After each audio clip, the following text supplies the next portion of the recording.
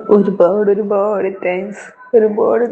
Sir. ഒരുപാട് ഇഷ്ടമായി ഈ വീഡിയോ. സത്യം സാറിനെ ഓർക്കുമ്പോ എത്ര പുണ്യം ചെയ്ത ജന്മം സാർ. രാധമ്മയെ കാണാൻ കഴിഞ്ഞില്ലേ?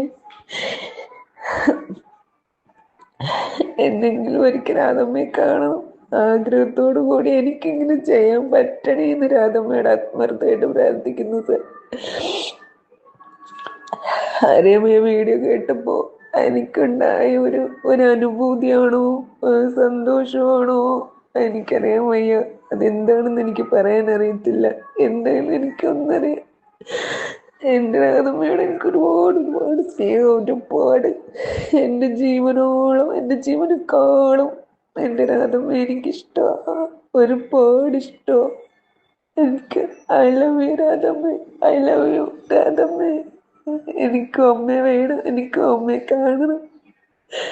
സാറിൻ്റെ അനുഗ്രഹം ഉണ്ടാവണം എല്ലാത്തിനും. രാധാറാണി അമ്മയും അനുഗ്രഹിക്കണേ.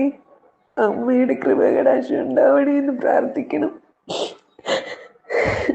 ഏതെങ്കിലും ഒരു ജന്മം അമ്മയെ കാണാൻ ഭാഗ്യം ഉണ്ടാവും. അതെ രാധേ. സാർ, എൻ്റെ പേര് ശ്രീകുമാരി.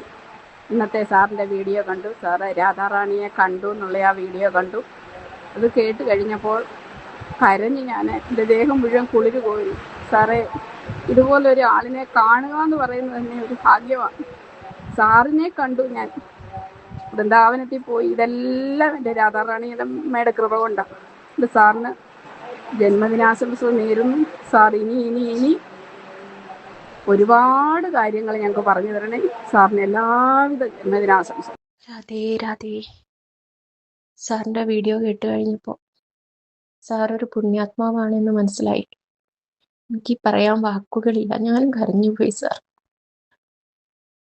ഓക്കെ, എനിക്ക് പറയാൻ വാക്കുകൾ കിട്ടുന്നില്ല. അങ്ങനെ അറിയില്ല, ഒന്നും അങ്ങനത്തെ വലിയ വാക്കുകളൊന്നും സംസാരിക്കാൻ അറിയില്ല. ഒന്നും പറയാം, സാറ് പുണ്യാത്മാവ് തന്നെ. രാധേ. സാറിന് കോടാനുകോടി പ്രണാമം സാറേ. സാറിന്റെ ദർശനം കിട്ടിയ ഭാഗ്യവാനല്ലേ സാറേ.